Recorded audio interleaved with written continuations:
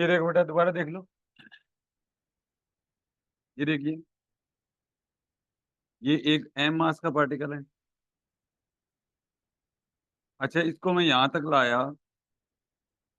ये देखो, इसको मैं यहां तक लाया। इसको मैं यहां तक लाया। ठीक है, मैंने कोई फोर्स लगाया होगा। ये एफ एक्सटर्नल है, और एक ये एफ इंटरनल है बेटा। ये क्या है? एफ इंटरनल है। एफ इंटरनल का वैल्यू कितना है? M G sine theta. और ये एम जी हो गया,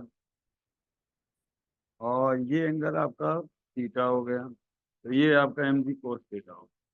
अब आप बताओ, टोटल अगर फोर्स अपन कैलकुलेट करें तो एफ टोटल बराबर, एक तो एफ इंटरनल है, एक्सटर्नल है, और एक क्या है? एफ है, इंटरनल है। एक्सटर्नल का वैल्यू, एफ एक्सटर्नल और एफ इंटरनल दोनों एक दूसरे के बराबर है। दोनों एक दूसरे के बराबर है ना? ठीक है, तो रिजल्टेंट फोर्स कितना हुआ? जीरो हुआ। रिजल्टेंट फोर्स कितना हुआ? जीरो हुआ। समझ में आ गया? अब जब रिजल्टेंट फोर्स जीरो होगा, ठीक है, तो टॉर्क तो होगा। टॉर्क तो होगा। ठीक है, तो टॉर्क होगा कैसे? टॉर्क बराबर होता है आर क्रॉस एफ। टॉर्क बराबर कितना होता है? आर क्रॉस एफ होता है। ये देखो, आर यही होता है, ये वाला आर होता है। ये देखो, ये वाला आर होता है, ये आर है। ये आर है, आर की तरफ अंगुलियां कर लो, और एम जी की तरफ मोड़ दो। अंगूठा नीचे की साइड आ रहा है ना? आ रहा है कि नहीं आ रहा है? इसका मतलब इसके ऊपर टॉर्क काम कर रहा है। या तो आप ऐसे कह सकते हो, या आप ऐसे कह सकते हो कि टॉर्क इसके अंदर not not equal to zero इसलिए है। टॉर्क इसके अंदर नॉट इक्वल टू जीरो है कि जितने भी फोर्सेज लग रहे हैं ना, ये देखो बेटा, ये देखो, जितने भी फोर्सेज इसके ऊपर लग रहे हैं ना, फोर्स तो एम जी लग रहा है इसके ऊपर, लग रहा है ना? एक टेंशन भी फोर्स ही होता है। टेंशन क्या होता है? फोर्स होता है। समझ में आ गया मेरी बात को? अब एक बात पूछोगे आपसे कि टेंशन का और इक्वेशन ऑफ मोशन के अंदर क्यों योगदान नहीं? सवाल मेरा ये, बताओ। टेंशन के अंदर इक्वेशन ऑफ मोशन क्यों नहीं आ रही? ये देखो, अगर ये जो फोर्स लग रहे हैं, बलों की क्रिया रेखा, ये देखो बेटा, ये जहां से बलों की क्रिया रेखा दो अलग अलग पॉइंट से गुजर रही है। ये देखो, ये बल लग रहा है, इसकी क्रिया रेखा। और जबकि टेंशन वाला देखो आप, ये टेंशन है आपका टी। टेंशन यही है ना? ये टी है। टी की क्रिया रेखा देखो कहां से गुजर रही है? मूल बिंदु से गुजर रही है।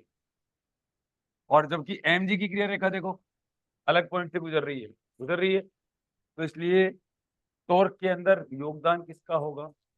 टॉर्क के अंदर योगदान किसका होगा? बताओ, टॉर्क के अंदर योगदान किसका होगा?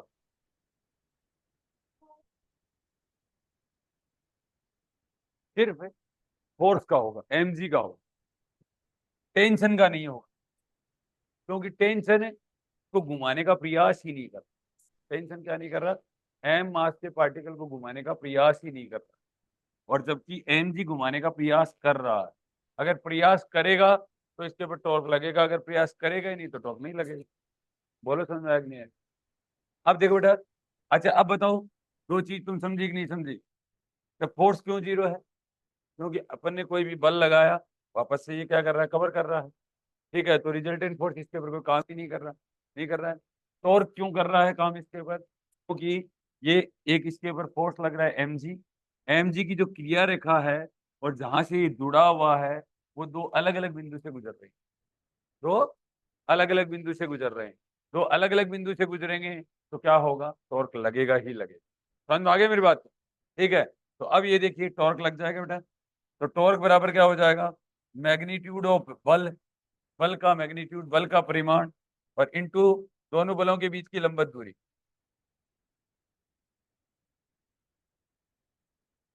बलों के बीच की लंबवत दूरी, बलों की क्रिया रेखा के बीच की लंबवत दूरी,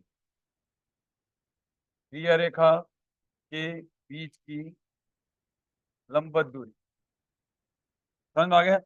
अब देखो, या इसको ऐसे बोलते हैं, magnitude of force into perpendicular distance, perpendicular distance between lines of action of forces. Science of action of force. अब बताओ समझ में आया कि नहीं है? अब ये देखो बेटा, यहाँ पर देखो, तो टॉर्क क्या होता है? टॉर्क बराबर बल का मैग्नीट्यूड कितना है? mg। mg और क्रिया रेखा के बीच की लंबवत दूरी है, देखो लंबवत दूरी इसी को बोला जाता है। ये एल है और ये 90 डिग्री हुआ, तो ये सामने वाला क्या हो जाएगा? L sine theta. यही तो हुआ एल साइन थीटा, तो M G L sine theta. समझ में आ गया?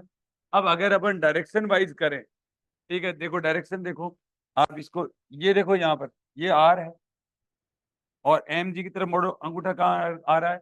नीचे की साइड आ रहा है ना? नीचे की साइड अंगूठा आएगा तो इसको क्या लिखेंगे? टॉर्क को minus M G L sine theta. Minus M G L क्या लिखेंगे? साइन थीटा लिखेंगे। तो ये क्या हो जाएगा? टॉर्क को क्या लिखते हैं? I D two theta upon D T square, और इक्वल टू क्या लिखेंगे? माइनस एम जी एल और साइन थीटा को अप्रोक्सीमेट थीटा लिख सकते हैं। तो ये क्या बन गया? एक सिंपल हार्मोनिक मोशन बन गई। बोलो समझ में आया कि नहीं है? बन गई ना? तो ओमेगा स्क्वायर बराबर कितना हो जाएगा? M G L upon I और का रूट। बोलो तो, ओमेगा बराबर, और यहाँ पर आई बराबर एम एल स्क्वायर रखोगे तो सिंपल पेंडुलम आएगा, और अगर आई बराबर और कुछ भी लिखो तो और कुछ लिख देना, मोमेंट ऑफ इनर्शिया आई। अब बताओ यहाँ तक समझ में आया नहीं?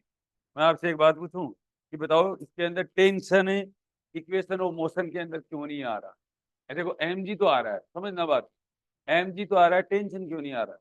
ये बात पूछी है मैंने आपसे। ये तो लिखा हुआ है वैसे तो, ये वो लिख लो, ओमेगा बराबर M G L upon I, ये बेटा जनरल फॉर्मूला है। आई बराबर M G L upon I होता है ना, ये जनरल फॉर्मूला होता है, इससे आप कोई भी सवाल कर सकते हो।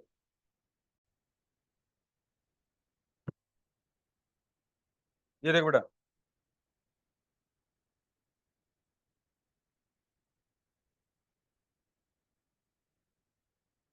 From the definition of central force.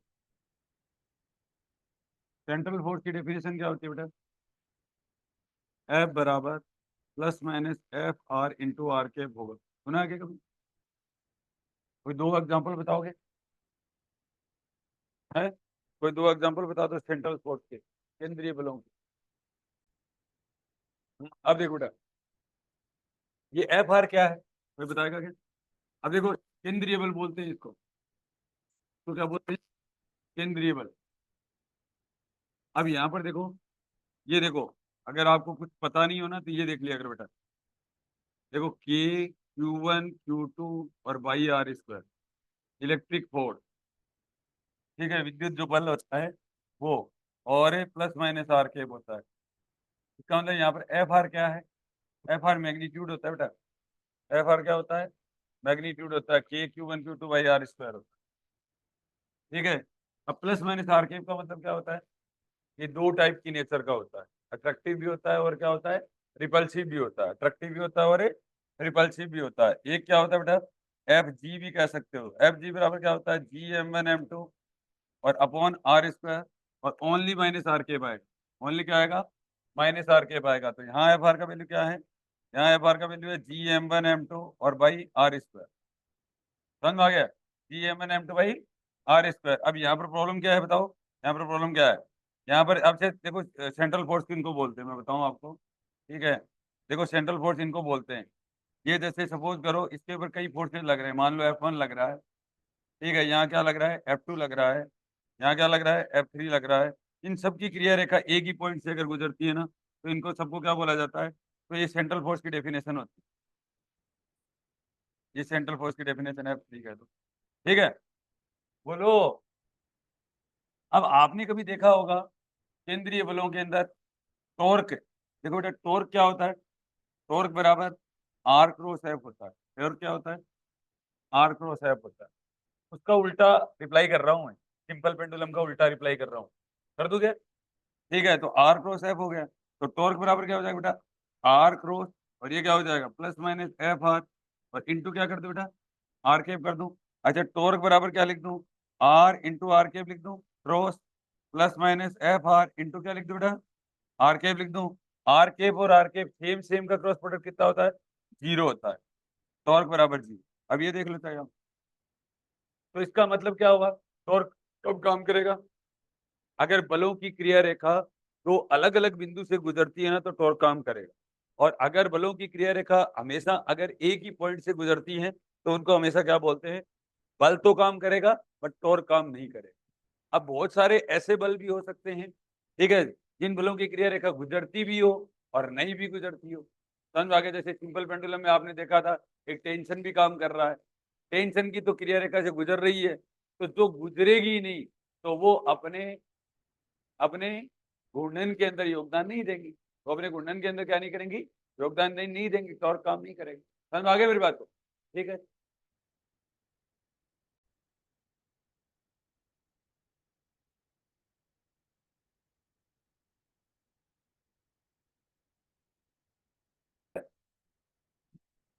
तो मुद्दा तो क्लियर किया गया, क्या मुद्दा है कि कैसे सवाल होते हैं जिसके अंदर टॉर्क काम करेगा, और कौन से ऐसे सवाल है जिनके अंदर फोर्स काम करेगा, जिनके अंदर क्या करेगा, टॉर्क काम करेगा, और कुछ के अंदर क्या करेगा, फोर्स काम करेगा।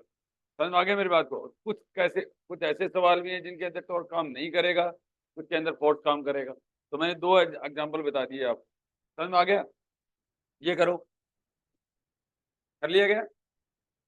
तो यहाँ केंद्रीय बलों के अंतर्गत जो भी गति होती है ना, उसके अंदर हमेशा टॉर्क जीरो होता है, ठीक है, और बल क्या करता है, काम करता है।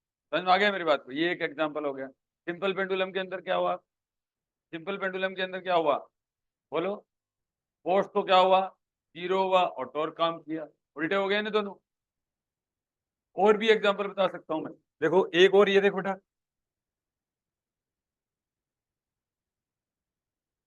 एक और देखो बेटा, ये वाला देखो, जैसे सपोज करो कि कोई यूनिफॉर्म इलेक्ट्रिक फील्ड है, क्या है, एक समान विद्युत क्षेत्र है, कैसा क्षेत्र है, एक समान विद्युत क्षेत्र है, ये देखो यूनिफॉर्म इलेक्ट्रिक फील्ड है, और इसके अंदर मैंने कोई डायपोल रख दिया, इसके अंदर मैंने क्या रख दिया बेटा, डायपोल रख दिया, ये माइनस क्यू रखा, और ये मैंने क्या रखा, प्लस क्यू रखा। समझ में आई मेरी बात, और ये देखो बेटा, यहाँ पर मैं कह देता हूँ F2 है, इस F2 का वैल्यू क्या होगा, माइनस क्यू ई वेक्टर, बोलो हाँ, और ये क्या बेटा, F1 बराबर प्लस क्यू इंटू कितना हो जाएगा, ई वेक्टर हो जाएगा, प्लस क्यू इंटू कितना हो जाएगा, ई वेक्टर हो जाएगा ना, यहाँ तक कोई दिक्कत है। अब देखो यहाँ पर पहली बात तो यही हो गई। अब देखो इन बलों की क्रिया रेखा देखो बेटा, इन बलों की क्रिया रेखा देखो, ये पीछे की साइड बढ़ा हुआ, ये बलों की क्रिया रेखा है, ये बलों की क्रिया रेखा है कि नहीं है, बताओ, बलों की क्रिया रेखा है ना।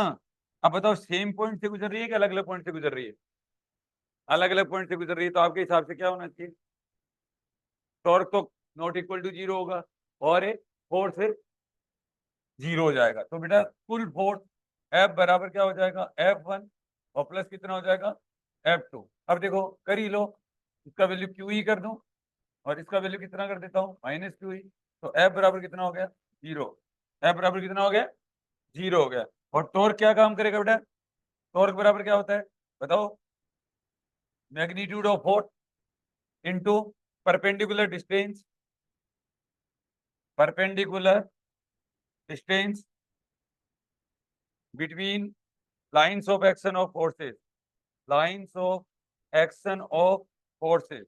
बताओ समझ में आया कि नहीं आया, ठीक है। तो यहां पर देखो बेटा, तो टॉर्क बराबर मैग्नीट्यूड क्या है, क्यू ही, और परपेंडिकुलर डिस्टेंस यही तो है बेटा, ये वाली।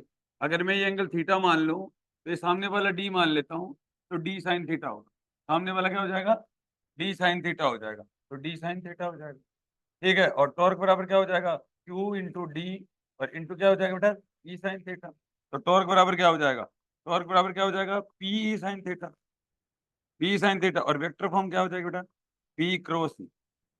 इसका मतलब डायपोल की डायरेक्शन किस साइड है, नेगेटिव टू पॉजिटिव होती है, डायपोल की डायरेक्शन किस साइड होती है, ध्रुव की वैल्यू जो होती है वो किस साइड होती है, नेगेटिव टू पॉजिटिव होती है। तो ये देखो, ये नेगेटिव है, और ई किस साइड है, किस साइड है, मोड़ लो अंगूठा देखो, ठीक है, करके देखो एक बार, ऐसे करके देखो, अपने हाथ को काम में लो,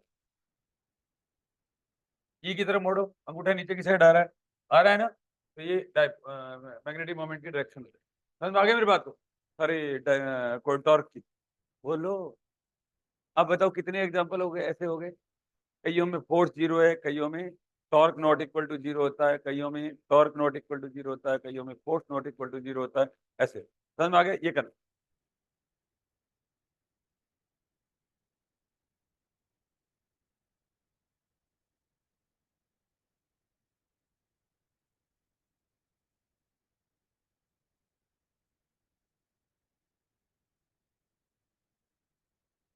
अब देखो बेटा, ध्यान से देखो, ये बस है, समझना बात को। कल वाला कॉन्सेप्ट है इनर्शियल, नॉन इनर्शियल और टेंशन, सब आ जाएंगे यहाँ पर, समझना बात को। जो फोर्स एक्टिवली अगर काम नहीं करेगा ना, ठीक है, वो इक्वेशन ऑफ मोशन में नहीं आएगा। वो किस में नहीं आएगा बेटा? इक्वेशन ऑफ मोशन में नहीं आएगा, ये ध्यान रखना, ठीक है। तो देखो बेटा, यहाँ पर तो मैंने, ये देखो, ये टेंशन ही तो है, ये बेटा टेंशन ही है, ठीक है, ये टेंशन ही है। और ये mg है, ये mg है। बस क्या कर रही है बेटा, ए नोट एक्सीलरेशन से आगे की तरफ बढ़ रही है, ठीक है। और ये देखो बेटा, ये सामने वाला क्या होता है, टी साइन थीटा, बोलो। और ये वाला क्या हो जाएगा, साइड वाला, टी कोस। गुड, ये हो गया, समझ में आ गया। अब मैं अगर ऐसे पूछूं कि सिंपल हार्मोनिक मोशन कितना होगा सिंपल पेंडुलम का, तो ऐसे कुछ पूछता हूँ सवाल, तो देखो फॉर्मूला तो यही लगेगा, जी इफेक्टिव बोल देते हैं बेटा, root G effective by L बोल देते, क्या बोल देते हैं, root G effective by L बोल देते, बराबर। तो इसका मतलब ये होता है आपको जी इफेक्टिव निकालना, ठीक है, क्या निकालना है, जी इफेक्टिव निकालना है। अब एक बात समझना आप, इस जी इफेक्टिव में टेंशन का रोल नहीं आएगा, मजेदार सवाल यही है, टेंशन का रोल नहीं आएगा, क्यों नहीं आएगा बताओ? क्योंकि टेंशन है, इसको घुमाने की कोशिश ही नहीं कर रहा, क्योंकि इसकी जो क्रिया रेखा है, इसकी जो लाइन ऑफ एक्शन है, वो क्या कर रही है, ओरिजिन से गुजर रही है। और बाकी जिसकी लाइन ऑफ एक्शन ओरिजिन से नहीं गुजर रही है ना, वो देगा, योगदान देगा, क्योंकि दैट इज, ये क्या है, ओमेगा क्या है, ओमेगा रोटेशन से रिलेटेड नंबर ही तो है, दैट इज रोटेट करवा रहा है, that is simple harmonic motion करवा रहा है। और सिंपल हार्मोनिक मोशन से एक स्टेप पर टॉर्क आया होगा, और टॉर्क मतलब घुमाने का प्रयास कर रहा है, और घुमाने का प्रयास कर रहा है, तो घुमाने के प्रयास में कौन कौन से फोर्सेज योगदान दे रहे हैं, पॉइंट टू बी नोट, बराबर। गुड। अब देखो बेटा, यहां पर देखो, चले आगे। अब ये देखो, अब दोनों आ जाएगा, अब एक बाहर बैठ के मैं इक्वेशन ऑफ मोशन लगाता हूं, और एक अंदर बैठ के इक्वेशन ऑफ मोशन लगाता हूं, ठीक है, दोनों लगाओ। बाहर वाला, बाहर वाला तो ये कहेगा कि देखो यहाँ पर बेटा, ये देखो, मैंने पहले कहा था ये साइन टी साइन थीटा है, और ये क्या है, इसका मतलब क्या हो गया, एम ए नोट बराबर टी साइन थीटा कहते हैं बेटा। मतलब ये आगे बढ़ रहा है, दैट इज, ये जो सिंपल पेंडुलम है, ये थोड़ा सा ऐसे आगे जाएगा, वो इसके त्वरण की वजह से जा रहा है, ऐसे कह रहा है, बाहर बैठा आदमी सही कह रहा है, गलत कह रहा है, सही कह रहा है, कोई दिक्कत नहीं, कभी बस आगे बढ़ रही है। अब आप देखो, इसके अंदर लटका दो सिंपल पेंडुलम को इसके अंदर, तो देखो बस आगे जाएगी, तो ऐसे ऐसे ऐसे ऐसे आगे जाएगा। तो इसका मतलब इस रस्सी में तनाव है, टेंशन है, और वो टी साइन थीटा कंपोनेंट की वजह से आगे बढ़ रहा है, बराबर। अब देखो बेटा, एक एक टी कोस थीटा बराबर mg लिख दो, हो गया ना। टेन थीटा बराबर कितना आ जाएगा बेटा, कोई पूछ लेता है कि भाई एंगल कितना होगा, तो टेन थीटा बराबर कितना आ जाएगा बेटा, जी भाई ए नोट, ए नोट भाई जी, ये लो हो गया सवाल, एक तो यही हो गया, इसका मतलब सही है काम।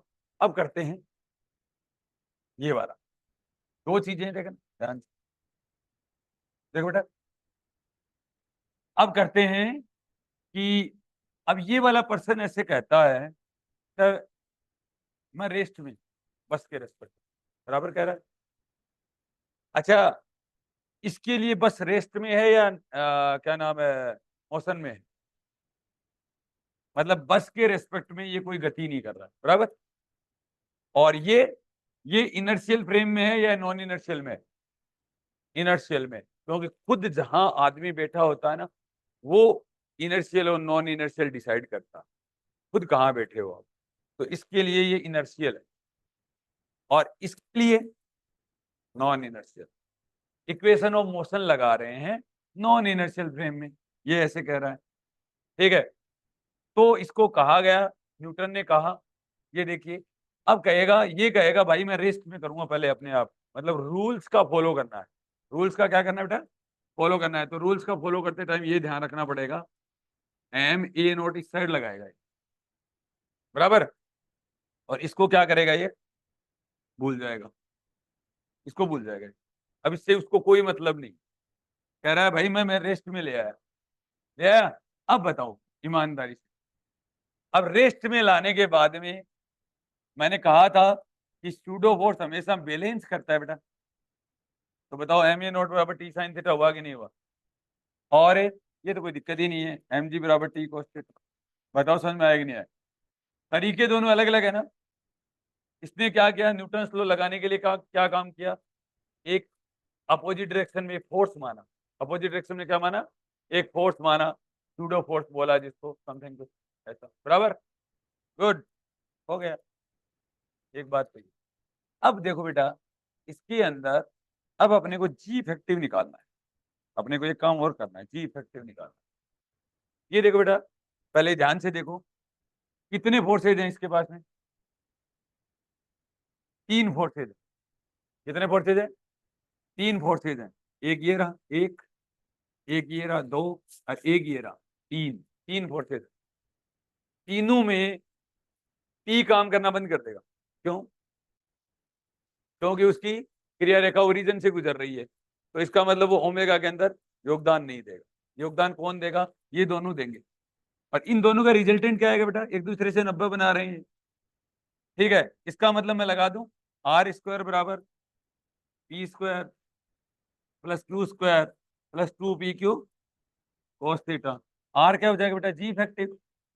जी इफेक्टिव स्क्वायर बराबर that is m square into g square, sorry dimension complete करो, that is g square, m काट देता हूँ, फोर्स की नहीं, जी की बात कर रहा हूँ। जी स्क्वायर बोलो, a naught square plus 2 g a naught, और जी और ए नॉट के बीच में एंगल कितना बेटा? 90 डिग्री कट जाएगा। ठीक है, तो आपका जी इफेक्टिव क्या हो गया? Root of g square plus a naught square आ जाएगा ना। इसका मतलब ओमेगा बराबर क्या आ गया? G square plus a naught square का अंडर रूट बाई एल होता है, और का अंडर रूट। आ गया आंसर? बताओ कितनी बात सीखे हैं? तीन चार हो गई ना एक साथ ही। तीन चार कौन कौन सी बातें होगी?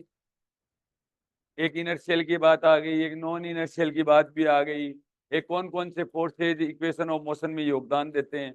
मतलब कहने का मतलब ये हुआ कि रोटेशन मोशन से रिलेटेड जो नंबर होते हैं ना, ठीक है, तो उसके अंदर रोटेशन जो करवा रहा है ना, वही कंट्रीब्यूट करता है, वही क्या करता है? शामिल होता है, अदरवाइज वो शामिल नहीं होता। ठीक है, अब ये टेंशन किस में शामिल होता है? अगर कोई लीनियर मोशन है ना इसके पास में, स्थानांतरण अगर गति है ना, तो ये शामिल होता है, अदरवाइज शामिल नहीं। अदरवाइज कहता मैं शामिल नहीं। ठीक है, हाँ लगा हूँ यार, तेरे क्या जा रहा है, मैं मेरा टेंशन, मेरी भूमिका अदा कर रहा हूँ। ठीक है, तुम्हारे को तो कोई डिस्टर्ब नहीं कर रहा। समझ में आ गया मेरी बात को? ये वाली आया समझ? अच्छा आया बुरा आया? आया। ऐसे सवाल आते भी हैं, आपको बताइए। ऐसे देखेंगे सवाल कभी? देखेंगे कभी? ऐसे में खूब आते। आरपीएससी बस गेट तो भरा पड़ा है। आरपीएससी बस गेट में कौन कौन से सवाल आते हैं ऐसे? देखा होगा, देखेंगे भाई, खूब आते हैं बेटा। बीएससी की मैकेनिक्स देख लो, फर्स्ट ईयर की मैकेनिक्स खूब भरी पड़ी है। Inertial, non inertial, Coriolis force, pseudo force, centripetal force, अपकेंद्रीय बल, उसके बाद में एक कोई कण को में नदियों का कटाव, ऊपर से गिराया गया कण को, नीचे से गिराया गया कण को, ठीक है, साइक्लोन, ऐसे बहुत सारे। ठीक है, आया क्या समझ में? चलो ठीक है, इधर देखो, हाँ बोलो। ये देखो, कल बताया था ना आपको कि जब सूडो फोर्स लगा लो तो हमेशा फोर्सेज को बैलेंस किया जाता है। बैलेंस का मतलब जो इधर की साइड लग रहे हैं वो उनको एक तरफ लिख लो, और इधर की साइड लग रहे हैं उनको एक तरफ लिख लो। कौन से वाला? ये देखो, ये भी कल समझाया था आपको। ये देखो बेटा, इधर देखो, ये देखो कल समझाया था ना। अब देखो आप क्या लिखोगे, एम ए नोट लिखोगे, क्या एक्सीलरेशन लिख लिया, किसकी वजह से मिल रहा है, टी साइन थीटा इधर की साइड लग रहा है, ये देखो टी साइन थीटा लग रहा है, ये देखो टी, और ये टी साइन थीटा आगे की साइड लग रहा है। अब आगे की साइड लगने वाला कोई बल है क्या, नहीं है ना, यही है। और कोई बल होता तो घटा देते, जोड़ देते, कुछ भी कर देते। समझ में आ गया। अब देखो बेटा इधर देखो, समझ में आया। और स्यूडो फोर्स लगाने के बाद क्या करना है आपको, स्यूडो फोर्स लगाने के बाद क्या करना है आपको, फोर्सेज को बैलेंस किया जाता है। और अगर एक्सीलरेशन से काम करना है तो पहले एम ए नोट बराबर समथिंग कुछ लिखना है। समझ में आ गया, गुड। प्रदीप समझ में आ गया। अब देखो बेटा, लिफ्ट कवर करेंगे काम, लिफ्ट को भेजें ऊपर की साइड, ये देखो बेटा, लिफ्ट को ऊपर की साइड भेजते हैं। आपने कभी लिफ्ट को ऊपर की साइड जाते हुए देखा है, आप अंदर बैठे हो, वजन बढ़ा हुआ दिखाई दिया, देखते हैं। ये देखो बेटा, यहाँ पर कोई पर्सन है और एक पर्सन यहाँ पर, दोनों के हिसाब से लगा दे, ठीक है, दोनों के हिसाब से लगा दें क्या। अब देखो बेटा, एम जी, एम जी में तो कोई दिक्कत नहीं, ठीक है, एम जी। अब ये देखो बेटा, ये क्या कहेगा, ये पर्सन ऐसे कहेगा कि मेरे ऊपर क्या कर रहा है, मेरे ऊपर क्या कर रहा है, ये पर्सन कहेगा मैं रेस्ट में हूँ, मैं क्या कहूँ, रेस्ट में हूँ। तो ये क्या करेगा, ए नोट इधर की साइड लगाएगा बेटा। अब ये बताइए, ये क्या बोलेगा, ये कहेगा, इसको वैसे डब्ल्यू अपरेंट बोला जाता है। डब्ल्यू अपरेंट का मतलब आभासी बल, डब्ल्यू अपरेंट का मतलब आभासी, और डब्ल्यू मतलब वेट, डब्ल्यू मतलब वेट, अपरेंट मतलब आभासी, डब्ल्यू आभासी। वो कह रहा है यार लिफ्ट आपकी चल रही है, लिफ्ट आपकी चल रही है, और मैं क्या कर रहा हूँ, मेरे में बढ़ा हुआ वजन लग रहा है, मतलब मेरे में जितना वजन है ना उतना नहीं दिख रहा, मेरे को ज्यादा दिख रहा, इसलिए इसको डब्ल्यू अपरेंट बोला जाता है। बराबर, समझ में आ गया। तो देखो बेटा, डब्ल्यू अपरेंट मतलब आभासी बल, आभासी बल, या अपरेंट फोर्स, अपरेंट वेट बोल सकते हो, ठीक है, या फोर्स बोल सकते हो, ठीक है। ये देखो बेटा, अब यहां पर देखो एम जी। अब मैंने क्या कहा था आपको बताओ, अब ये इक्वेशन ऑफ मोशन कोई लगाएगा क्या। अब इतनी ही चीजें आपको याद रखनी है, अकॉर्डिंग टू दिस पर्सन, बताओ कैसे लगाओगे, बोलो।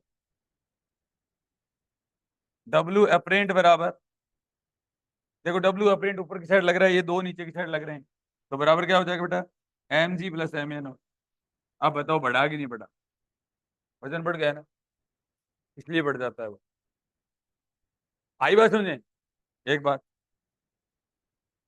अब देखो बेटा, ये कहेगा, ये देखो ये भी शाना बोल, ये भी है, ये नीचे बैठा है, ये इनर्शियल फ्रेम में, ठीक है, ऐसा बेटा, इनर्शियल फ्रेम,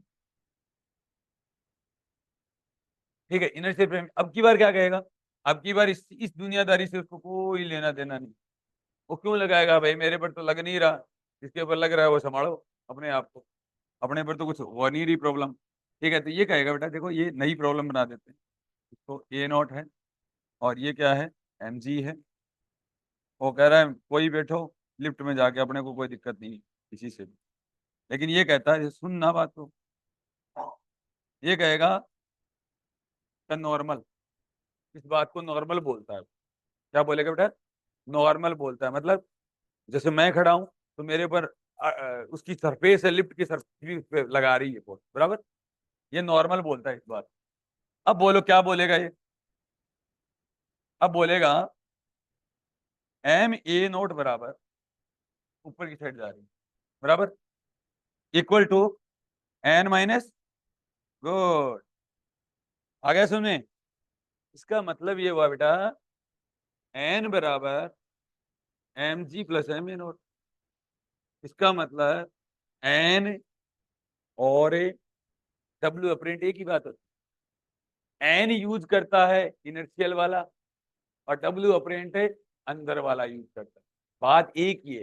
इसलिए आपने कभी सुना होगा कि नॉर्मल को हमेशा सूडो फोर्स बोला जाता है, सुना है कि नॉर्मल जो फोर्स होता है ना उसको क्या बोला जाता है, स्यूडो फोर्स बोला जाता है, आभासी बल बोला जाता है। समझा है? बताओ, नहीं समझे क्या? अरे समझ गए क्या? क्या कह रहे हो? हाँ, तो ऊपर तो जा ही नहीं, नीचे कहाँ गए, ऊपर ही जा रही है। हाँ, हाँ बोलो, ऊपर ही जा रही है, दोनों केस में ऊपर जा रही है बेटा। हाँ, समझ में है? दोनों ही केस में ऊपर जा रही है। मैंने एक यहाँ से लगाया है, एक मैंने वहां से लगाया। समझ में आ गया? दोनों ही केस के, समझ में आ गई मेरी बात को? गुड, आया? बस इतना ही बात। नीचे कर दें आपको, कर नीचे करें, दोनों केस नीचे करते हैं बेटा। देखिए अगला सवाल है मेरा, क्वेश्चन नंबर 3 हो गया। देखो बेटा, थोड़ा बहुत इंटरेस्ट आ रहा है क्या? अरे बहुत आसान दिखते हैं, तुम तो ऐसे ही भावुक होते रहते। ये देख, समझ में आया मेरी बात? इधर देखो बेटा, ये अंदर बैठा है और ये बाहर बैठा है, और लिफ्ट बैठा है, दोनों ही केस में नीचे आ रही है। ये नोट कर देता हूँ, दोनों केस के अंदर क्या आ रही है, नीचे आ रही है। ठीक है, अब ये अंदर बैठा बैठा क्या कहेगा, कैम जी, और ये इसको याद करेगा, ये नोट को, और ये क्या कहेगा बेटा, डब्ल्यू अप्रेंट, ये डब्ल्यू अप्रेंट, ऐसे ही कहेगा। अब देख लो तो आप, फोर्सेज को क्या करना है बेटा, बैलेंस करना है। बताओ, W apparent plus M A naught बराबर एम, इसका मतलब डब्ल्यू अप्रेंट बराबर, ऐसा कर कभी देखा है आपने, जब वजन घट जाता है थोड़ी झंझनाहट सी होती है बॉडी के अंदर, काफी लंबे आ रहे हैं तो। समझ में आगे फिर बात को? ठीक है, झूला झूला है, नीचे आते हुए कैसा लगता है, थोड़ी सी झंझनाहट सी होती है। ठीक है, वही वाली बात, वजन थोड़ा कम सा लगता है। ठीक है, और आजकल तो बहुत पहाड़ों से भी नीचे गिरते हैं, अपने तो नहीं चढ़ा, सांस निकल जाएगी। ये देखो, मैं तो सोचता हूँ कई बार ये कर कैसे लेते हैं लोग। ठीक है, देखो बेटा, एम जी, उनके कोई काम धंधा नहीं है इसलिए कर लेते हैं। हाँ, ये देखो बेटा, ये देखिए, अब ये क्या कहेगा, ये कह रहे लिफ्ट नीचे आ रही है तो भाई नीचे ही आ रही है, मेरे को तो कोई दिक्कत नहीं हो रही। तो ये इनर्शियल फ्रेम में काम किया जा रहा है बेटा। तो यहाँ पर बताओ, अब ये कहेगा नॉर्मल है, कह रहा है नॉर्मल है, तो नॉर्मल, अब बताओ, एम ए नॉट बराबर एम जी माइनस नॉर्मल, तो नॉर्मल बराबर कितना हो जाएगा बेटा, M G minus M A naught. इसका मतलब एक ही बात, इक्वेशन ऑफ मोशन जहां से अच्छा लगे आप वहीं से लगाया करो, बस अच्छा लगना चाहिए। समझ में आ गया मेरी बात? ठीक है, तो बताओ कितनी बातें समझ में आई, inertial, non inertial, pseudo forces, और इक्वेशन ऑफ मोशन लगाना। ठीक है, ये सब बातें समझ में आई, कोई दिक्कत हुई? ठीक है, बस इतनी तो बातें हैं। उसके बाद ये नॉर्मल नॉर्मल बातें हैं। ठीक है, ये क्या करते हैं, ये देखो नॉर्मल नॉर्मल बातें हैं, आपका ये उतार लो इसका।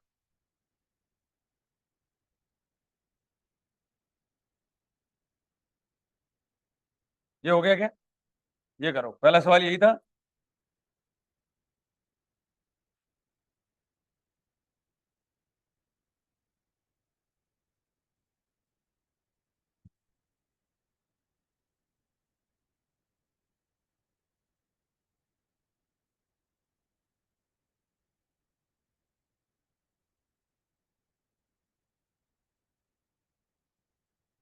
इक्विलिब्रियम आ गया।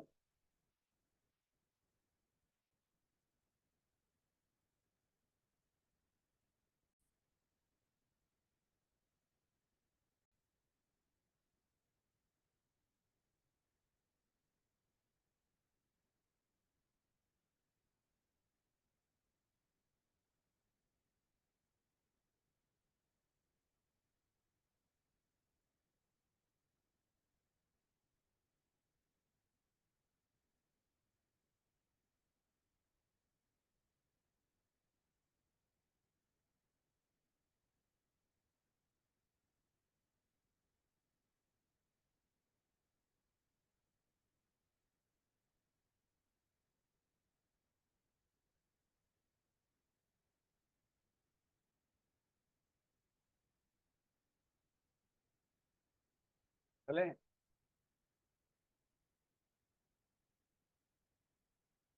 ये 2 नंबर,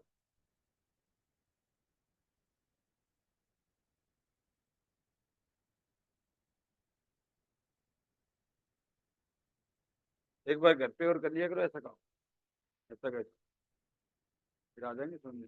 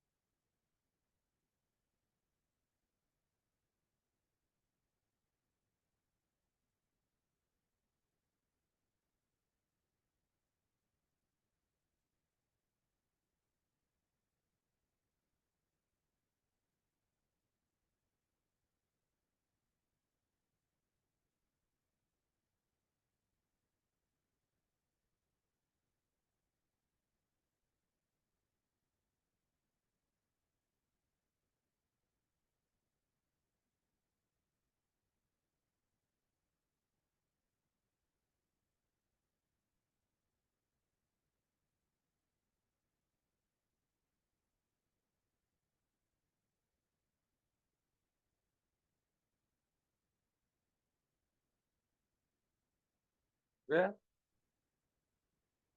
ये होगा।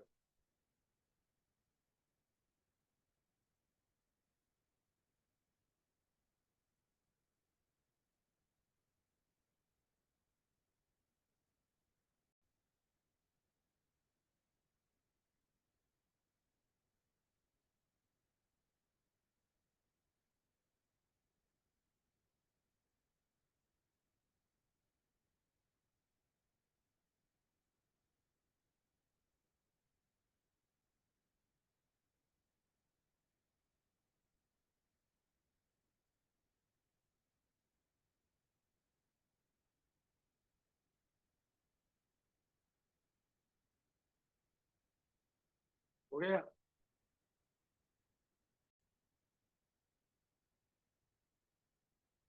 मतलब क्या समझे, नॉन इनर्शियल फ्रेम में भी आपका न्यूटन लॉ लगता है, न्यूटन थर्ड लॉ लगता है, बशर्ते कि आप क्या करो, जीरो फोर्स को मेंटेन करो, जीरो फोर्स को क्या कर लो, मेंटेन कर लो, तो न्यूटन थर्ड लॉ लग जाएगा।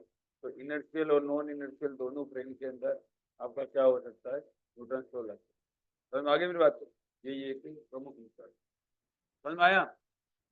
ठीक है, अब देखो यहाँ पर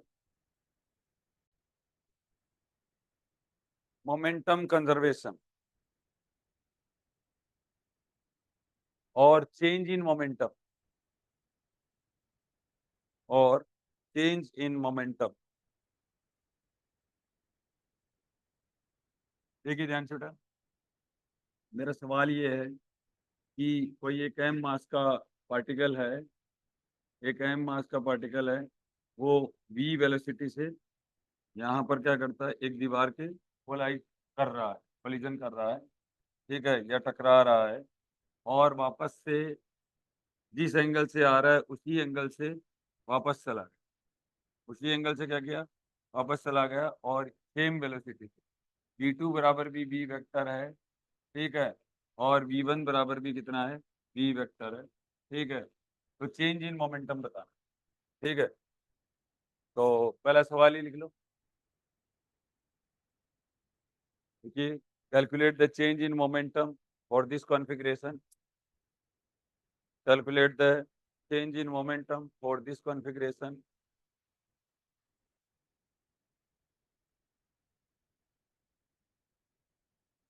कुछ नहीं करना होता है, इधर देखो, अब सब बच्चे एकदम आराम से देख लो, कोई दिक्कत नहीं है। देखो बेटा, ये देखिए यहाँ पर, आपको इनमें कुछ नहीं करना होता है, आपको क्या करना है, जो भी सवाल पूछा जाता है ना, आज तक जो भी सवाल जिंदगी में पूछा गया है ना, वो अक्स और वाई एक्सिस पे कंपोनेंट पता कर, अक्स और वाई एक्सिस पे क्या कर लो बेटा, कंपोनेंट पता कर, ठीक है, अक्स और वाई एक्सिस पे अगर आप कंपोनेंट पता करोगे तो आपको अच्छा लगेगा। ये देखिए ध्यान से, ये बेटा अक्स एक्सिस है, कोई भी सवाल कर लेना चाहे कभी भी। ये एक्स एक्सिस है और ये क्या है, वाई एक्सिस। ठीक है। अब मोमेंट क्या है, वेक्टर क्वांटिटी है। मोमेंटम क्या है, वेक्टर क्वांटिटी है। मोमेंटम बोला है, चेंज इन मोमेंटम बोला है। इसका मतलब अपने को पूछा क्या है सवाल में, ये सबसे बड़ी बात है कि डेल्टा पी बराबर P2 माइनस P1 होता है आफ्टर कोलिजन माइनस, ठीक है, after collision minus before collision. ठीक है, मोमेंटम समझ में आ गया। अब यहाँ पर देखो, आपको यही है एक मुद्दा अपना टकराएगा। देखिए ये क्या आया, यहाँ पर देखो बेटा, ये ये क्या कंपोनेंट आएगा, ये देखो ये कंपोनेंट, देखो ये हेड होता है ना, इसको हेड को यहाँ पर पटकना है आपको। ये हो जाएगा M2 इंटू V2 और कोस थीटा। समझ में आ गया, कैसे आए, कैसे आए बेटा, पाइथागोरस थ्योरम लगाइए, कोई ज्यादा दिक्कत वाली बात नहीं है। देखो पाइथागोरस थ्योरम ही लगाइए मैंने, ये 90 बना, ठीक है, तो कोस थीटा बराबर लाल कक्का से कर बराबर। ये क्या है बेटा, ये कंपोनेंट, ये देखो इस हेड के साथ में, बोलो M2V2 sine theta, that is M2V2 cos 90 minus, ठीक है, कोस 90 माइनस थीटा साइन थीटा। समझ आ गया, ये आ गया। अब ये देखो बेटा, यहाँ पर ये वाला इधर, ये देखो इस साइड आएगा, ये क्या हो जाएगा M1V1 साइन थीटा, और ये क्या आएगा, नीचे आएगा ऊपर आएगा, अरे ये इस साइड आएगा या इस साइड आएगा, ऊपर की साइड आएगा, नीचे की तरफ या ऊपर की तरफ। देखो बेटा जो एरो होता है ना उसी साइड आता है ये। ठीक है, तो ये आ जाएगा M1V1 और ये क्या हो जाएगा cos theta, M1V1 cos theta. अरे बोलो, M1V1 cos थीटा है, क्या कहते हैं, अले पाइथागोरस थ्योरम ये है। देखो बेटा, ये देखो वापस से इसके अंदर पाइथागोरस थ्योरम लगा दो, ये 90 है। ठीक है, देखो ऐसे cos थीटा बराबर आधार 20 अपॉन है, थीटा के सामने हमेशा साइन कंपोनेंट होता है। ठीक है, ये देखो ऐसे, ये ऐसे बन गया, ये देखो ऐसे बन गया, ये देखो ये तो एक ही चीज है, और ये कोस कंपोनेंट हो गया। बोलो, नहीं आया क्या, क्या लाना क्या है, मेरे को तो ये समझ में नहीं आया। देखो यहाँ पर देखो ना, यही तो चाहिए तेरे को, ये कोस थीटा वाला ही नहीं है ना। देखो कोस थीटा बराबर, मैं जो बोल रहा हूँ वो नहीं समझ रहा। देखो लाल है, आधार 20 अपॉन हाइपोटेनियस, अपॉन है हाइपोटेनियस, ये हाइपोटेनियस ऐसे बोल देता हूँ। बेस क्या है यहाँ पर, बेस क्या है, निकालना है, बेस क्या है, निकालना है। हाइपोटेनियस क्या है, M1V1 ही तो है, तो बेस बराबर हो गया M1V1 और cos थीटा 1। अब बता, आ गया, बस तो, अरे साइंटिस्ट तो आया कि नहीं आया, आ गया क्या। ये चार कंपोनेंट दे लो, देखो दो कंपोनेंट ये रहे आपके, और दो कंपोनेंट ये रहे। बोलो, ये देखो दिख रहा है। अब इनको क्या कर लो बेटा, बिफोर कोलिजन और आफ्टर कोलिजन क्या कर लो, रिजोल्व कर लो। बिफोर कोलिजन और आफ्टर कोलिजन क्या कर लो। अब देखो बेटा, पहले डेल्टा पी एक्स कर ले, डेल्टा पी एक्स का मतलब अक्स डायरेक्शन में, अक्स डायरेक्शन में चेंज इन मोमेंटम, संवेग में परिवर्तन, इक्वल टू, अब देखो पहले हेड आता है, बाद का आता है आफ्टर कोलिजन, फिर टकराया और V2 वेग से भागा, तो इसको ऐसे लिख दूं क्या, M2V2 साइन थीटा प्लस आई के लिख दो बेटा। बोलो, अब है माइनस, ये माइनस किसकी वजह से आया, चेंज इन मोमेंटम की वजह से, किसकी वजह से, संवेग में परिवर्तन P2 आया है, माइनस। अब बताओ इसका वैल्यू क्या रखूं, M1V1 और प्लस लगाऊं माइनस लगाऊं, अरे माइनस लगाऊं प्लस लगाऊं, प्लस लगाऊं, क्या बात, आई क्या, ये हो। अब आपको बताइए M1 बराबर M2 है, और वी वन बराबर कितना है, वी टू है, तो जीरो हो गया, डेल्टा पी एक्स बराबर जीरो। तो चेंज इन मोमेंटम इसका एक्स डायरेक्शन में तो कितना है, जीरो है। एक्स डायरेक्शन में कितना है, जीरो है। समझ में आया कि नहीं आया, आया, यहाँ तक कोई दिक्कत आई? अब देखो बेटा, यहाँ पर देखो, अब एक और कर लेते हैं, डेल्टा पी वाई कर लें, डेल्टा पी वाई कर लेते हैं, डेल्टा पी वाई। तो ठीक है बेटा, P two minus P one, वही वाली बात होगी वापस।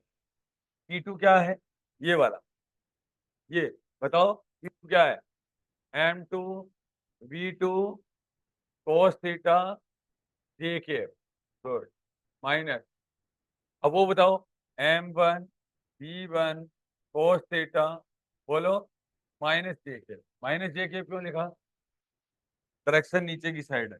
और ये क्या हो जाएगा बेटा, एम वन बराबर एम टू ही है, और वी वन बराबर कितना है, वी टू ही है, तो ये क्या हो जाएगा, टू एम बी और कोस थीटा जे के बराबर। बताओ समझ में आया कि नहीं आया?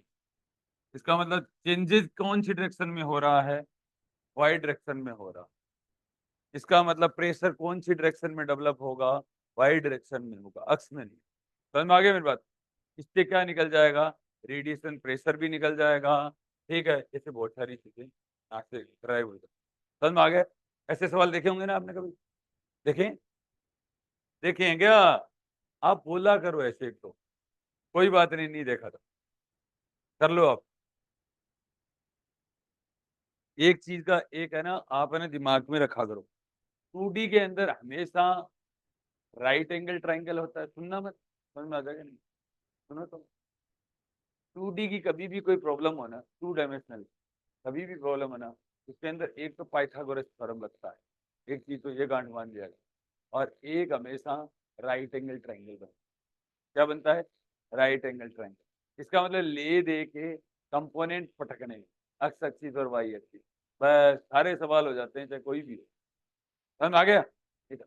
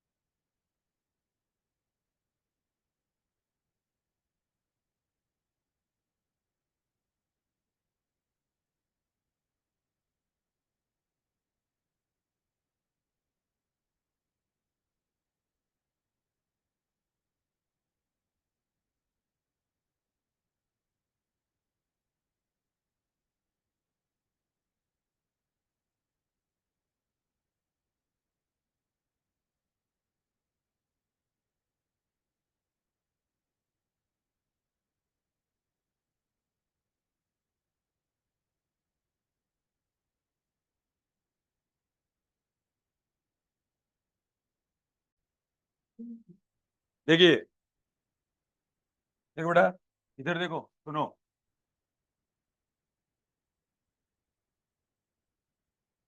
मोमेंटम कंजर्वेशन इन एक्स एक्सिस,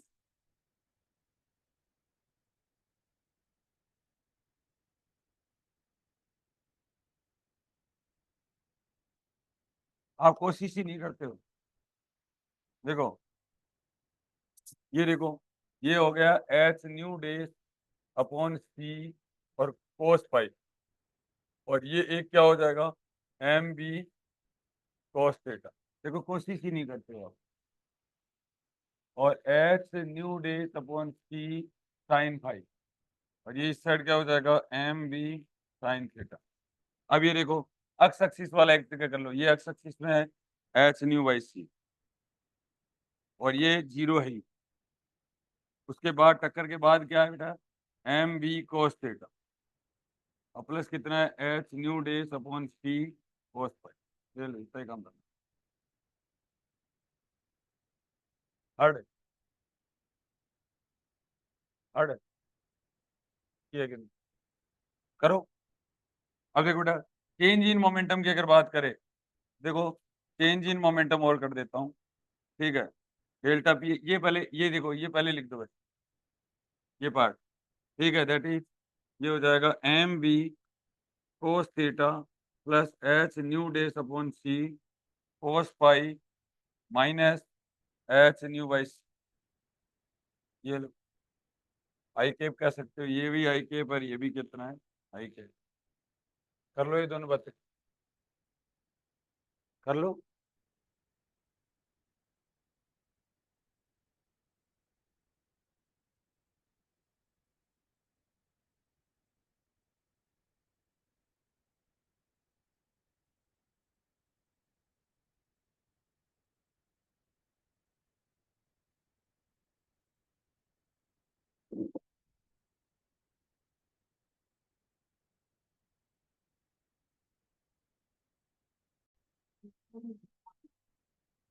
हो गया, हो गया। अब देखो बेटा इधर momentum conservation in Y x, ये देखो ध्यान से। पहली बात, हिंदी में कुछ पूछ सकते हो, संवेग संरक्षण सिद्धांत इन वाई एक्सिस,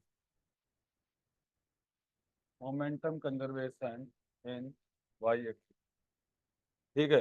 तो मोमेंटम कंजर्वेशन वाई एक्सिस में क्या करोगे बेटा, देखो सबसे पहले तो एक्स एक्सिस में कितना है एच न्यू बाई सी जो है, जो फोटोन है, क्या वाई एक्सिस में जा रहा है, नहीं जा रहा है, जीरो कर दो बेटा। क्या ये इलेक्ट्रॉन वाई एक्सिस में जा रहा है, नहीं जा रहा, इक्वल टू। अब वो देखो इधर वाला फोटोन वाई एक्सिस में कुछ पार्ट है क्या, है, साइन फाई है।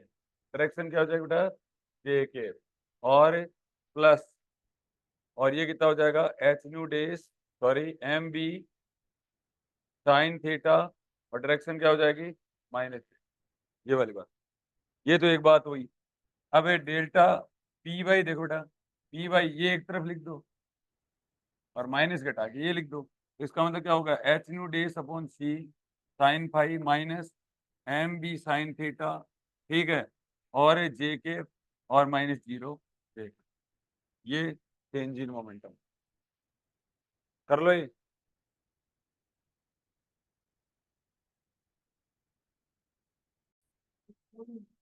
देखो इसका ये कंपोनेंट देखो ना पहले, देखो ये जो है इसका कोई कंपोनेंट है क्या एक्स एक्सिस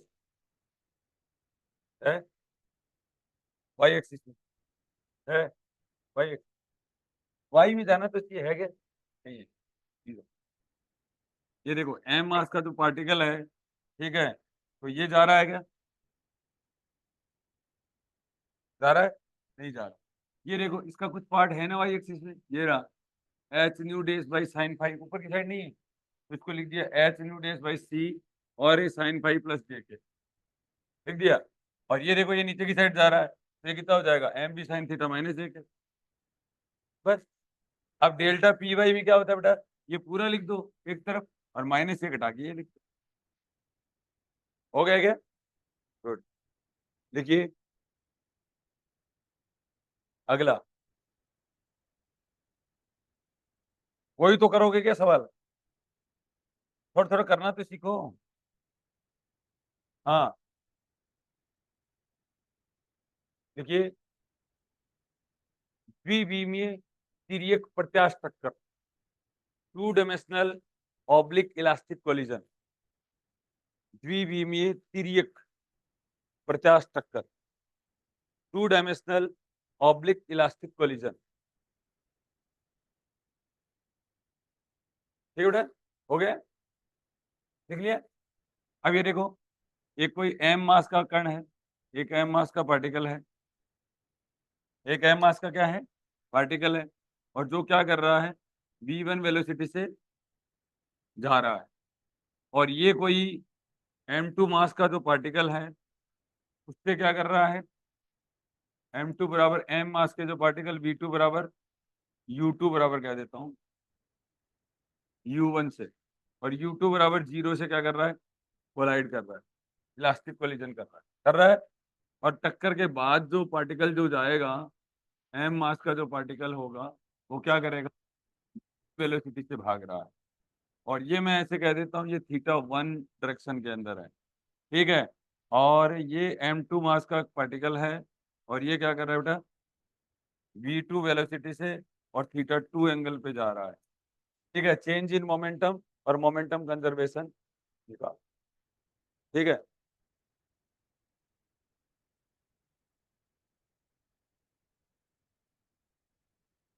ये m1, ठीक है बेटा। मास को तो कोई बात नहीं, अपन बराबर कर लेंगे। ये m2 पे calculate the change in momentum and momentum conservation in x axis and y axis. Calculate the change in momentum and momentum conservation in x axis and y axis. संवेग में परिवर्तन तथा संवेग संरक्षण का सिद्धांत x axis तथा y axis में ज्ञात करो। ये देखिए,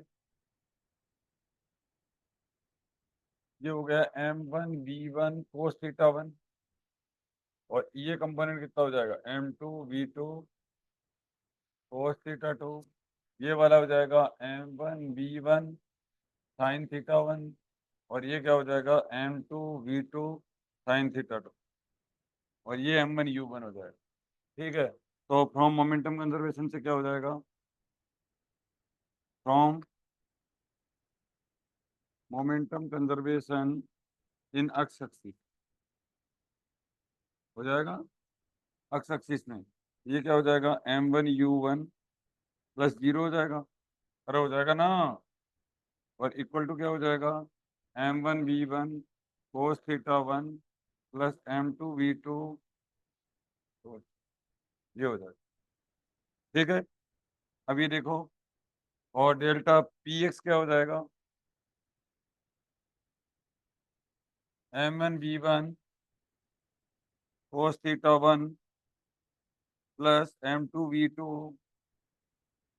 cos θ2 माइनस m1 u1 और momentum conservation in Y axis, Y axis में क्या हो जाएगा मोमेंटम कंजर्वेशन बताओ, momentum conservation in Y axis बोलो,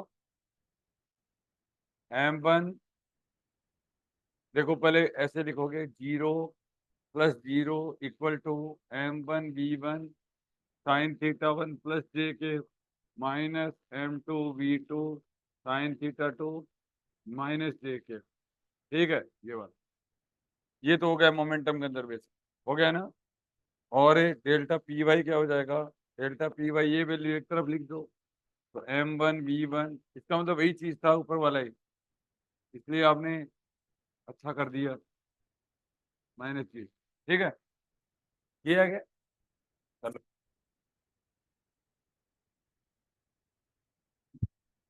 अब बताओ कोई दिक्कत है क्या। देखिए, ये कोई मेरे पास में ट्राइंगल है, अब की बात, ठीक है। और यहाँ पर मेरा माइनस क्यू चार्ज है, यहाँ पर मेरा क्या है प्लस क्यू चार्ज है, यहाँ पर भी क्या है प्लस ही लिख दे, ये 2q चार्ज। और मुझे यहाँ पर क्या करना है, ये 60 डिग्री का एंगल है, ये 60 डिग्री है और ये 60 डिग्री है और ये 60 डिग्री, समझ में आ गया।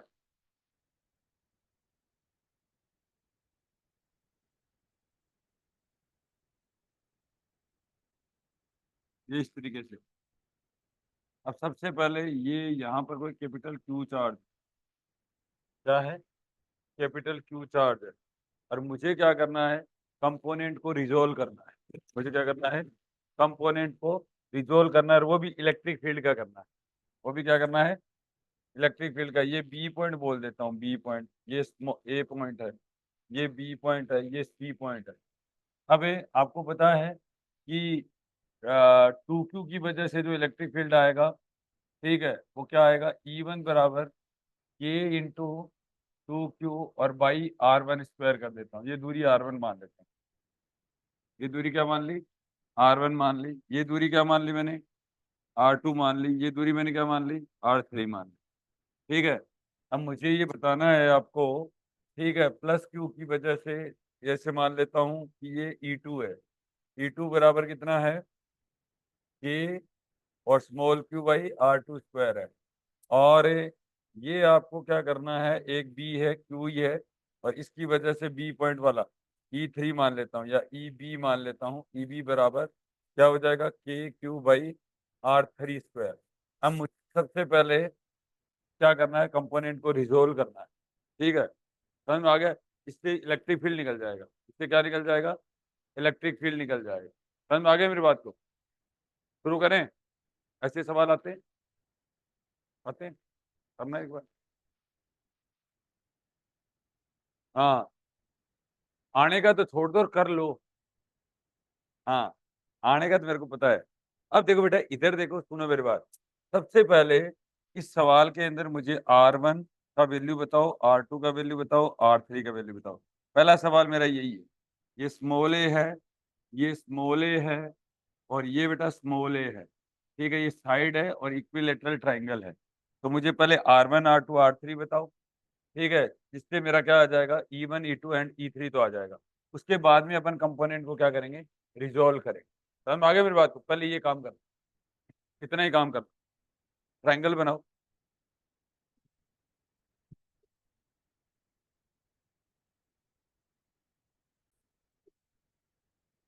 समझ में आया कि नहीं आया।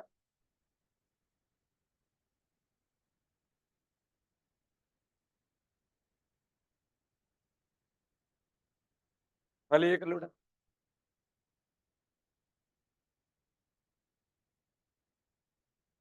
आप भी कर लो, आप नहीं करो,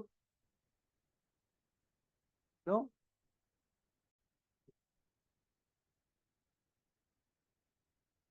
लिखो लिखो लिखो।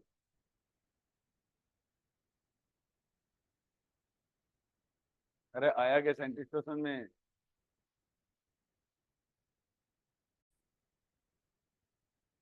हाँ, देखो बेटा, ये अगर आपको बात समझ में आई, तो मैं सुंदर सा बनाता हूँ एक बार डायग्राम वापस से। देखिए,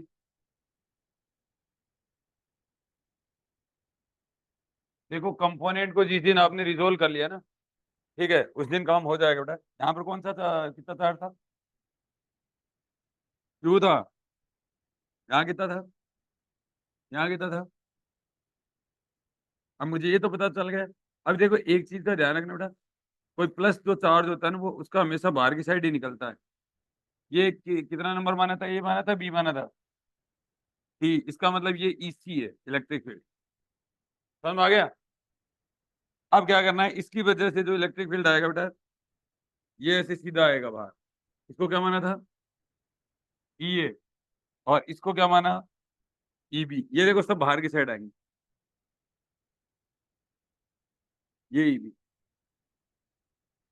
अब आपको मैं बताऊं, क्या ले दे की बात तो सिंपल सी है। ये E A बराबर क्या है बेटा, KQ/R1 स्क्वायर। R1 ही माना था क्या,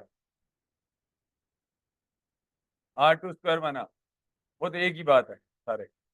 R स्क्वायर कर देता हूँ, ठीक है, K इंटू 2Q/R स्क्वायर। और EB बराबर KQ/R स्क्वायर।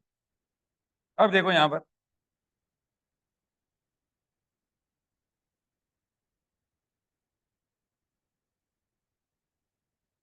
ये देखिए, समझ में आ रहा है ये, या तो कोई दिक्कत है। अब देखो यहाँ पर, ये आपको सिंपल काम करना है कि कंपोनेंट पटक दीजिए। ठीक है, अब ये देखो, ये जो इलेक्ट्रिक फील्ड ई ई ई ये कंपनी, ये तो देखो बेचारा गरीब है, ये तो पहले से ही क्या है, एक्सिस पे ही है ये तो। तो इसको रिजोल्व करने की जरूरत नहीं होती। रिजोल्व किसको जरूरत होती है? जो एक्स और वाई पे नहीं है ना, उनको रिजोल्व करने की जरूरत होती है। ठीक है, ये आपका एक्स एक्सिस है और ये आपका क्या है? वाई एक्सिस है। आप फिजिक्स के अंदर एक ही नियम बना लो, कंपोनेंट्स को रिजोल्व करना है और कोई कोई काम नहीं करना होता है।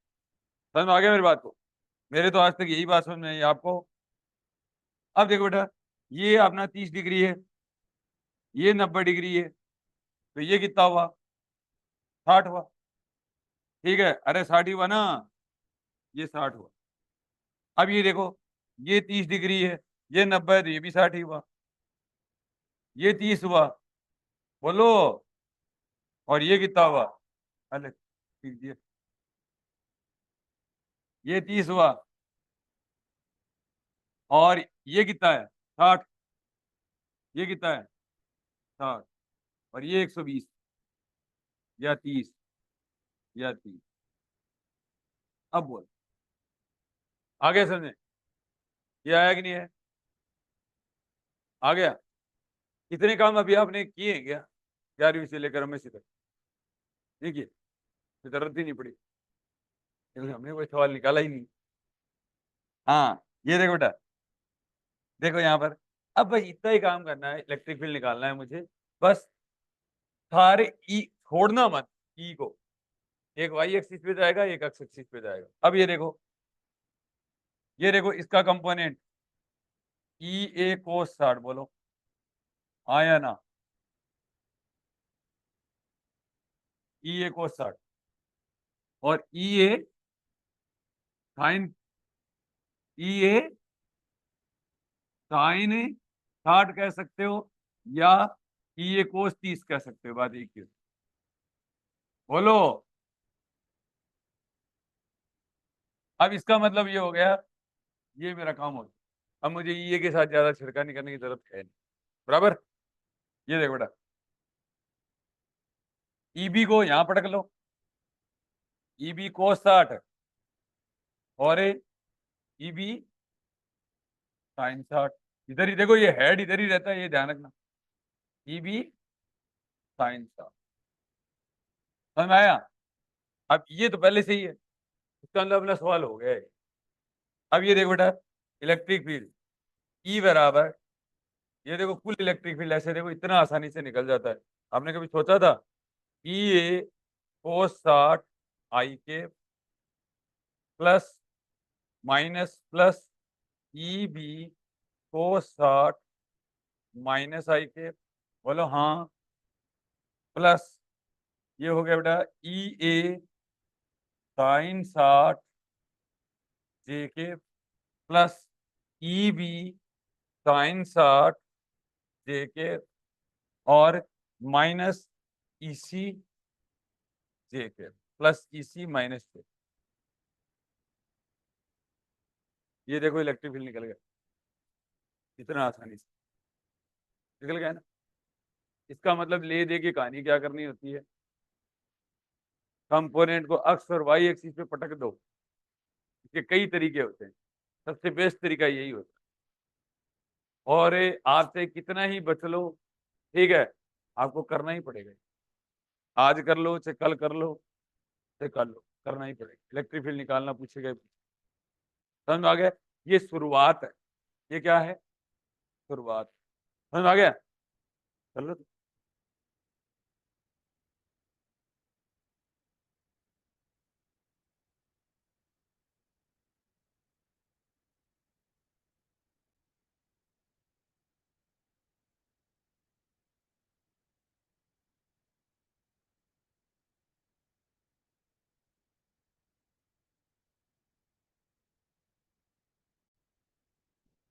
हो गया? अरे ठीक लगा? नहीं समझे? इधर देखो, इधर देखो ना, इधर देखो। देखो ये एक है और ये इस साइड है, और ये दोनों जब रिजोल्व होंगे तो ये इस एक्सिस पे जाएंगे, जाएंगे कि नहीं जाएंगे? ये देखो इस एक्सिस पे जाएंगे,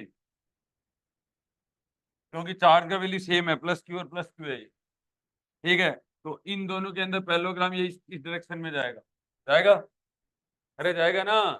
और ये इसी की साइड है, नीचे की साइड है, तो यहाँ पर ये ऐसे भी हो सकता था, ये पैरेललोग्राम लॉ कहलाता है। ये क्या कहलाता है? तो कौन सा मेथड सही लगता है आपको? दोनों ही सही है, वक्त वक्त के अकॉर्डिंग लगते हैं। जैसे थोड़े एक्सपर्टीज आने लगेगी ना, ठीक है, तो अपन दोनों ही यूज करने लग जाएंगे। धीरे धीरे क्या आने लगेगी? एक्सपर्टीज आने लगेगी ना, तो अपन दोनों ही यूज करने लग जाते हैं। लेकिन दोनों ही सीख लो, ठीक है। एक चीज का तो कभी भी ध्यान रख लेना, जब 2D मोशन आती है ना, एक पाइथागोरस थ्योरम को मत भूलो, एक राइट एंगल ट्राइंगल को मत भूलो, एक पैरेललोग्राम लॉ को मत भूलो। यही काम आते हैं ले दे। बाकी सवाल अपनी डेफिनेशन कभी चेंज नहीं करेगा। देखो, इलेक्ट्रिक फील्ड ने अपनी डेफिनेशन नहीं बदली, बदली क्या? अरे बदली क्या? Good. चलो तो करो। देखिए,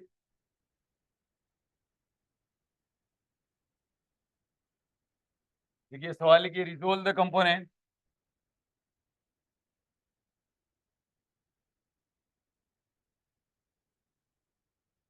रिजोल्व द कंपोनेंट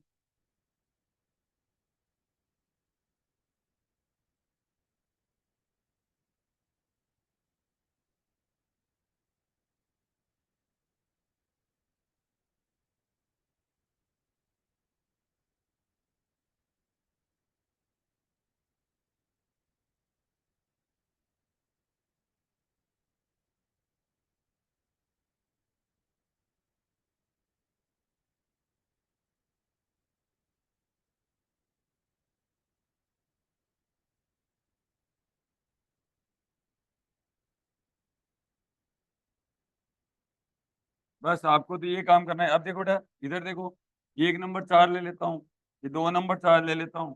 समझना बात को। इधर देखो 3 नंबर, ये 4 नंबर 4, ये आपको पता है ये स्क्वायर है। ये क्या है? स्क्वायर है। तो ये आप दूरी जानते हो, ये दूरी ये पता करनी पड़ेगी। A/2 ये हुई, A/2 ये हुई, ठीक है। तो ये A/√2 हो जाएगी। अरे हो जाएगी ना, A/√2 हो जाएगी, ठीक है। ये वाली ये सबकी A/√2 ही है। अब देखो यहाँ पर 4 नंबर 4 की वजह से इलेक्ट्रिक फील्ड जो होगा ना, ठीक है, वो इस साइड आएगा। मानते हो या नहीं मानते हो? E4। अब सब 45 45 तो ही आपको भी पता है ये बात। अरे बोलो। ये देखो, -Q चार्ज की वजह से की डायरेक्शन भी इसी साइड आएगी बेटा। ये बस एक ध्यान रखने वाली बात थी, अट्रैक्ट करता है, इधर आएगी, ठीक है। अब ये देखो, E3 की वजह से इधर साइड आएगी, और E1 की वजह से इधर आएगी, ठीक है। और कोई है नहीं, तो इसका मतलब आपको क्या करना है? ये देखो, ये 45 और ये 45 और ये 45 और ये 45, ये 45 और ये 45। इसका मतलब आपको सिर्फ रिजोल्व करना है यहाँ पर। कुछ देखो, ये कंपोनेंट यहाँ पड़ेगा, ये यहाँ पर भी पड़ेगा, ये दोनों यहाँ पड़ेंगे, और ये एक यहाँ पर पड़ेगा, ये इधर जाएगा, ये दो इधर जाएगा। बस एक जगह लिखना है, लिख लोगे? लिखो तो। ये छोटी छोटी बातें हैं, फिर धीरे धीरे आगे बढ़ेंगे।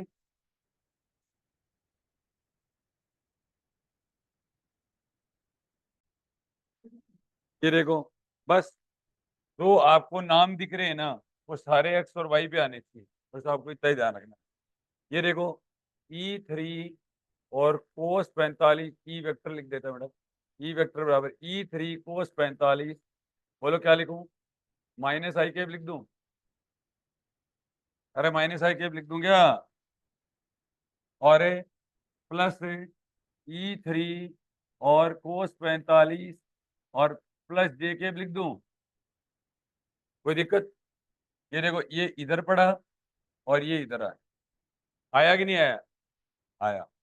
अब यहाँ पर देखो, ये E3 और E2 दोनों ही एक साथ लिख सकता हूं मैं। देखो बेटा, E3 E2 और प्लस E4 दोनों एक साथ लिख दो आप। और cos 45 -j कैप लिख दूं? ये देखो नीचे पढ़ेंगे तो -j कैप लिख दूं, और प्लस E2 और प्लस E4 और cos 45 -i कैप भी लिख दो। हो गया। Plus E1 cos 45 plus i cap लिख दूं, plus E1 cos 45 -j cap लिख दूं। ये लो, यही आंसर है। अब ये इतना बड़ा लग ही रहा है, ये फॉलो हो जाता है। क्योंकि E1 E2 E3 बराबर हो जाएंगे ना।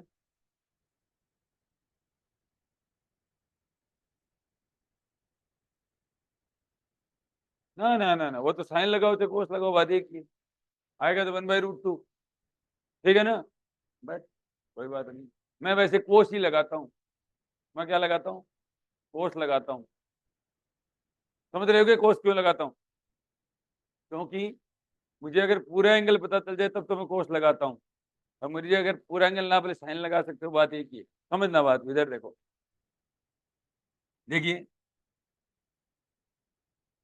देखो, आप घबरा गए ना, लड़के ने फिर सवाल पूछा। ये देखो बेटा, ऐसे है ये, ऐसे, ये मैंने मान लो E1 है मेरा, और ये मुझे अगर पता चल गया 30 डिग्री है, ये मुझे पता चल गया 60 डिग्री है, ठीक है। अच्छा ऐसा लिख दूं तो क्या दिक्कत है? मुझे जब पूरा एंगल पता चल जाता है ना, मैं कोस के साथ लेता हूँ इसको। कोस 60 लिया, और ये क्या लिया मैंने? E1 कोस 30 लिया लिया। अब ये देखो, ध्यान से देखो, और ये इक्वल टू किसके बराबर है बेटा? E1 साइन 30 के बराबर भी तो है, ठीक है। बस समझ में आ गया क्या? इसलिए अगर मुझे पूरा एंगल पता लग जाता है ना, तो मैं कोस के साथ लेता हूँ, ये मुझे ज्यादा सुविधा लगती है। अरे बोल दो, आया क्या सुने? बात एक ही होती है। कर लो।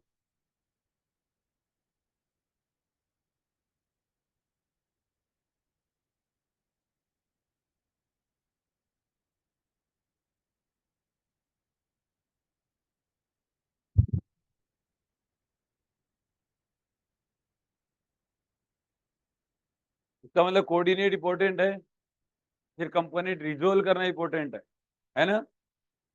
और 2D के अंदर क्या लगेगा? Pythagoras theorem, right angle triangle का ही ध्यान रखना है, बाकी किसी का ध्यान नहीं रखना। तुमने कर लिया?